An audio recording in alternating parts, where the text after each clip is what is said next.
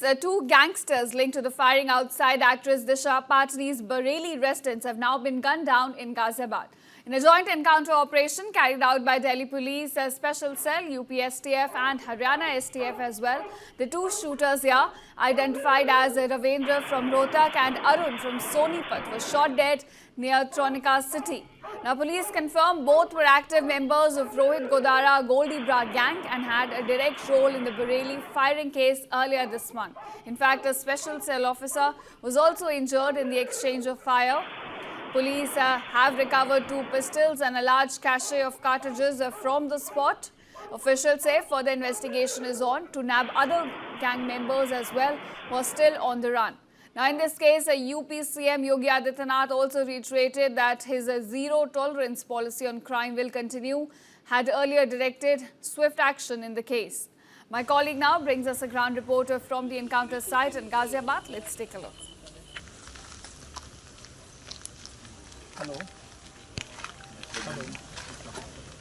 बॉलीवुड अभिनेत्री दिशा पाटनी के बरेली के घर पर फायरिंग के 2 आरोपी रविंदर और अरुण को यूपी एसटीएफ ने आज एक एनकाउंटर में गाजियाबाद के लोनी इलाके में मार गिराया है। इन दोनों के ऊपर 1-1 लाख रुपए का इनाम था। 11 और 12 सितंबर की दरमियानी रात को इन्होंने दिशा पाटनी के बरेली के घर पर फायरिंग की थी। 13 तारीख को भी फायरिंग की थी और लगातार पुलिस जो है उनकी तलाश कर रही थी। आपके सामने एनकाउंटर के बाद की तस्वीरें हैं। यही ट्रोनिका सिटी लोनी का इलाका है जहां पर यूपी एसटीएफ और सोनीपत पुलिस ने एक ज्वाइंट ऑपरेशन में दोनों बदमाशों को मार गिराया है। आप देख सकते हैं तमाम जो ये सफेद गोले नजर आ रहे हैं, यहाँ पर कई राउंड फायरिंग हुई थी, यहाँ पर गोलियां मिली थी। रविंदर जो है वो रोहतक का रहने वाला है, जबकि अरुण जो है वो सोनीपत का रहने वाला है और ये दोनों गैंगस्टर रोहित गोदारा और गोल्डी बराड़ के सक्रिय सदस्य आपके सामने ये अधिकारी हैं। जो बाइक आपको नजर आ रही है ये अपाचे बाइक है जिस पर सवार होकर के दोनों ने